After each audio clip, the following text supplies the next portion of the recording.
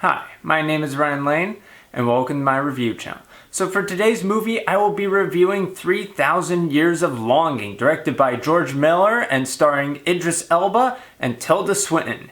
Anyway, so this film tells the story of Alethea, played by Tilda Swinton. She's a narratologist who's introverted and feels like she can only find emotion in stories rather than in people. Anyway, as a narratologist, she goes to a convention in Turkey where to meet with other fellow narratologists. And while she's there, she comes across a glass memento in a store. And wouldn't you know it, it just so happens to have a genie in it, or rather a jinn, played by Idris Elba. This jinn is a very powerful, commanding figure, but he's also a hopeless romantic of sorts as well, with a lot of care for the people who make the wishes. Anyway, so much of this film follows Jinn as he attempts to convince Alethea that she should make wishes, because Alethea, again, being a narratologist, she is very familiar with the stories of wishes and how wishing kind of tends to backfire in one ironic form or another. And so much of the film follows Jinn as he attempts to convince her by telling stories of how he came to be imprisoned in the bottle and the stories of the people who made wishes.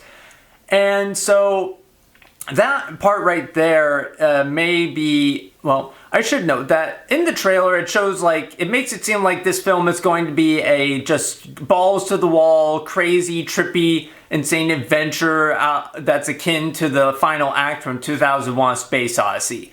The film isn't that. It's a much more traditional narrative of sorts. A good traditional narrative, but just not as crazy. So I guess on that note, if you do want to see this movie, I'd avoid the trailer because it sort of overpromises on the film.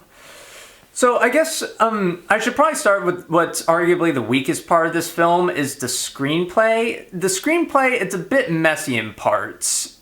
Like in the first act, there's a plot point regarding Alethea and how she seems to be having hallucinations, which may or may not be hallucinations. I say that with uncertainty because once the second act gets started, the film kind of completely forgets about this whole plot point. And I don't know, I'm guessing that it may have just been the victim of a rewrite or something, but either way, it feels just a bit off. Again, it doesn't ruin the movie, but still just a bit confusing. Also, the final act, it feels like once the second act ends that the film has sort of lost its narrative momentum. It's still compelling thanks to the lead actors, but it's kind of like, okay, where are we going with this? Where are we going with this? And eventually it does say where it is going, but it takes a little while. Where the film does excel, though, are the visuals. While they don't come up as super often, when they do come up, they are amazing. Like, the colors pop. A movie, I would say that Mad Max Fury Road is where it gets its color popping scheme from, but I'd say this film is more akin to La La Land, with just how the sets are littered with so many primary colors and detail, and just the vases themselves that are constantly seen throughout the movie are just stunning and amazing. The costume design is well detailed. I'm not going to comment on whether or not they are accurate to the periods in which they are depicted, but they are highly detailed, and the more trippy visuals that are present in the movie, like ranging from a musician who has multiple fingers to play, well, not just multiple fingers, like there are hands built into the instrument to play it, plus there are hands within it to drum. It does get trippy, plus there are, whenever the very genie himself, or Jinn, like when he escapes from the bottle, it's this weird colorful visuals, and like everything from how he interacts with a TV. It's all very, again, just the visuals are great. And yeah, so, and I should also note, Jinn and Alethea have great chemistry with each other as a genie who, he wants as much to satisfy the Wishers as he does himself, because his fate is kind of tied to them.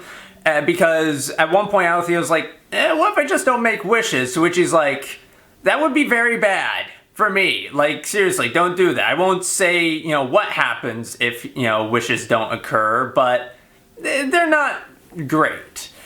And so, yeah, and I guess I should note another thing to talk about is just the overall little vignettes involving Jin and his journey through time with various people he's been a servant to for wishes. They're all very compelling. Like, you never know exactly how they're going to go. And I do love how each wisher has their own unique personality to them. One's a concubine for a sultan. Another is a child bride to a rich man. And it all has various explorations of their desires, and the way that the Jin is trapped after every one is very creative and fits well with the story. I do like it.